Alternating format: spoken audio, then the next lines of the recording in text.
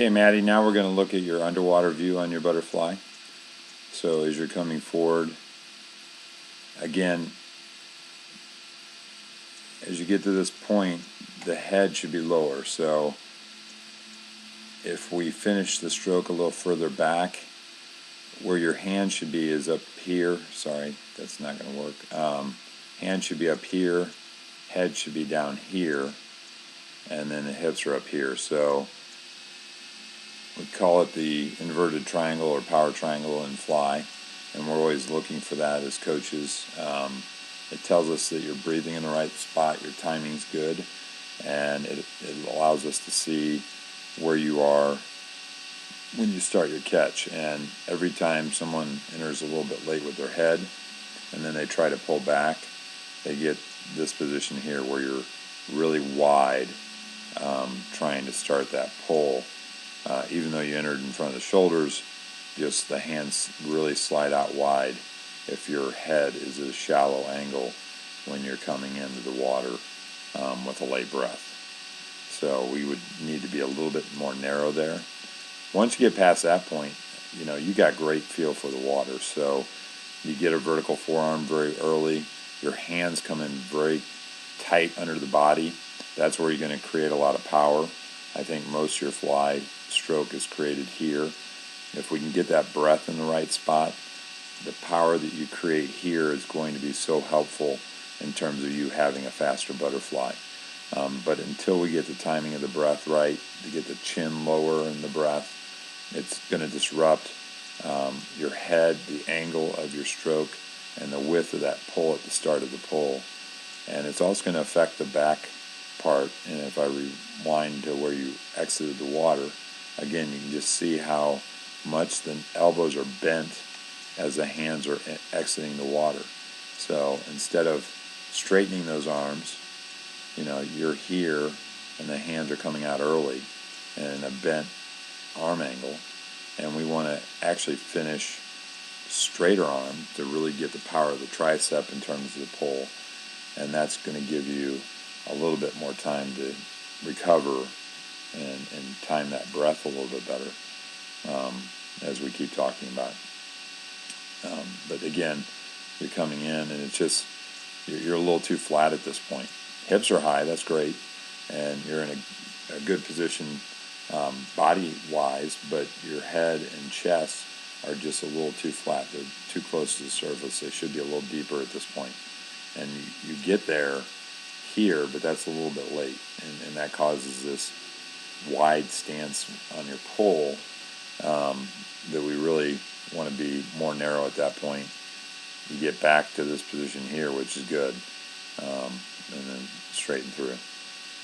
Watching your kick, you can just see on the second kick as you exit, and again, I just think that the exit is so premature that your kick doesn't really finish off. So you finish the downbeat a little bit early. It doesn't really finish. It should be to this point, and you should be finishing a little bit lower, a little straighter, or a little bit of a hyperextension of the knee right at the finish of this kick, as well as the one in front. And on the one in front, if we advance forward, you get that extension. We should have that pretty much on both kicks. Not as big on when your hands are at the back, but this is a much better angle for those feet and legs, and more power from that kick at the front end of the stroke. And as you see, when you get to the back, you're not finishing, so the kick finishes there, and it doesn't really snap down. So everything has to do with the breath, how you're creating the breath, and how you're finishing your stroke. Those are the two things we really got to work on in practices moving ahead. And then turn, you're coming into the wall.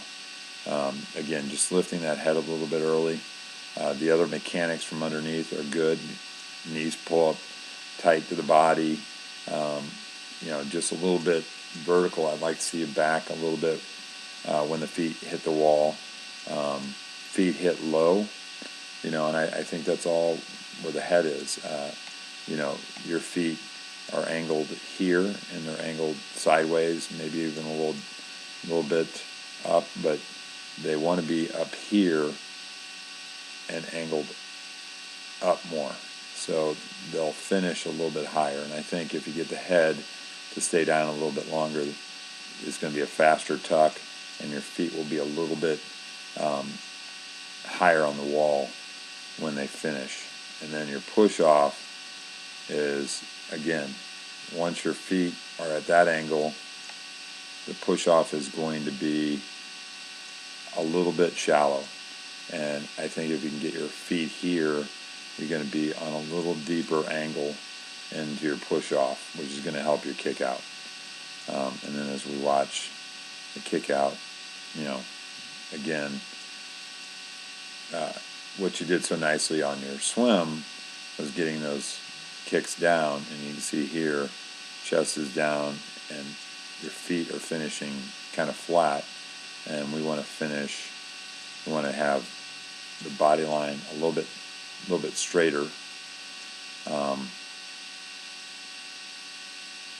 and then the finish of the kick more in line with the body, so the arms not angled so much, the hips more on that level, and the kick finishing here would give you a little more power on your kick out. So a little more snap with those kicks, all three of them. Like to see you get 4 or 5 kicks in, but get a lot more snap in terms of those kicks.